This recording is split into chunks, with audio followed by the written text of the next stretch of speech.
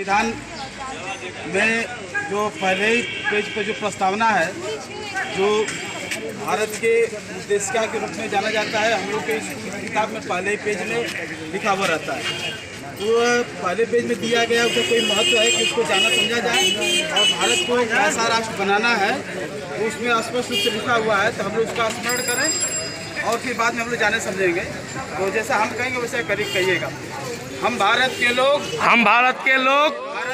भारत को संप्रभुता संपन्न समाजवादी धर्मनिरपेक्ष लोकतंत्रात्मक गणराज्य बनाने के लिए तथा उसके समस्त नागरिक को आर्थिक राजनीतिक सामाजिक न्याय और विचार अभिव्यक्ति विश्वास और धर्म की उपासना की स्वतंत्रता प्रतिष्ठा और अवसर की समानता व्यक्ति की गरिमा और राष्ट्र की एकता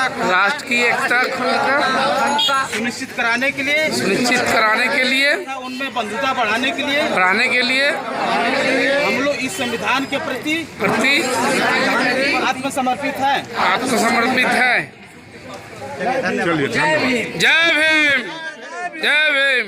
कुछ बोले भी साथियों, भारतीय संविधान के जिसे प्रस्तावना में लिखा कि हम भारत के लोग भारत को संप्रभुता संपन्न यानी संप्रभुता संपन्न माने देश की आज़ादी, समाजवाद माने जितने भी संसाधन है, कृषि कारखाना, रेल, रोड, बैंक, दूरसंचार, यातायात, हर क्षेत्र पर समाज का सरकार का नियंत्रण हो, न कि निजी क्षेत्र का। धर्मनिरपेक्ष यानी भारत का कोई विशेष धर्म नहीं होगा। और लोकतंत्रात्मक यानी कि भारत जो है अब राजतंत्र की आधार पर नहीं चलेगा, बल्कि लोकतंत्र के आधार पर चुनी हुई सरकार होगी। और गणराज्य माने कानून का राज होगा। साथियों, ये 1950 में संकल्प लिया गया कि ऐसा भारत बनाने के लिए। तो साथियों, आज इतने वर्षों बाद हम लोगों को मूल्यांकन करना चाहिए कि जो उद्देश्य जो अपनाए गए, जो संकल्प लिए गए थे, वो उद्देश्य कितना पूरा हुआ है।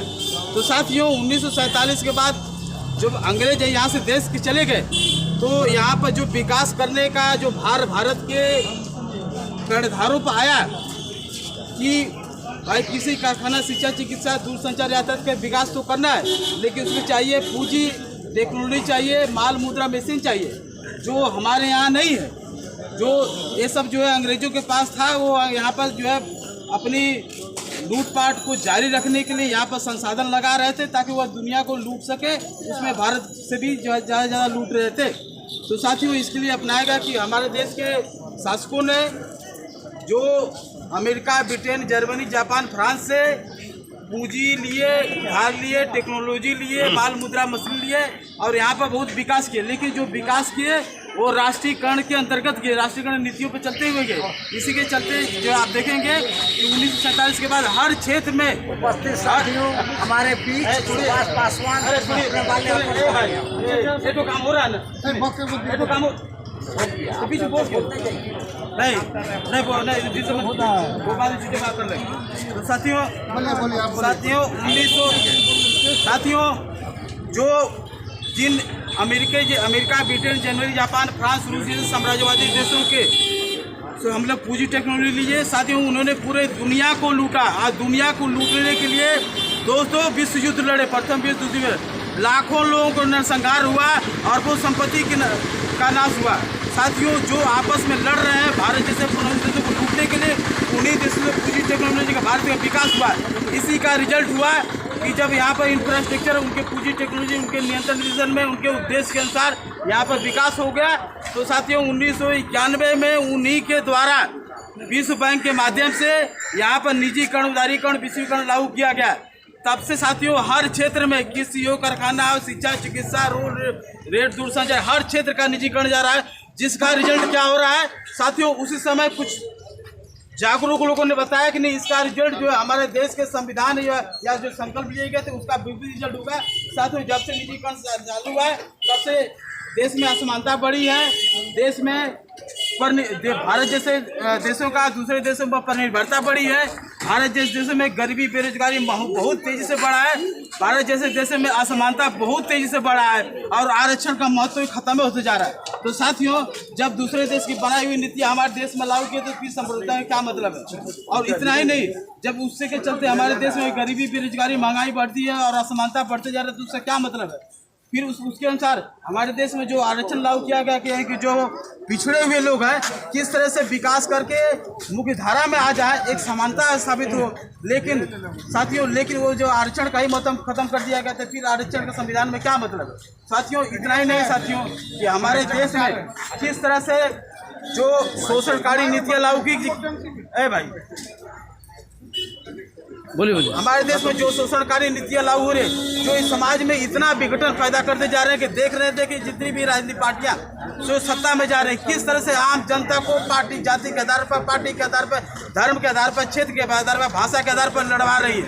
इतना ही नहीं, किस तरह से खून खच्चर भी हो रहा है। तो साथियों, किस तरह शोषणकारी जो नीतियाँ लागू की जा रही है, साथियों हम लोगों को उसके प्रति सचेत करना है, झगड़े विवाद में नहीं करना है। जो संविधान में जो हमारे देश के महापुरुषों ने जो बताया है उसी के अनुसार चलना है, सोचना समझना है। तो साथियों, आज हम लोग अगर संकल्प लें कि न हम लोग जाति के आधार पर, ना ही धर्म के आधार पर, नहीं क्षेत्र के आधार पर, नहीं भाषा के आधार पर हम लोग ना ही समाज में किसी तरह का कोई कार्यक्रम लेंगे, ना ही किस तरह की राजनीतिक भागीदारी करेंगे।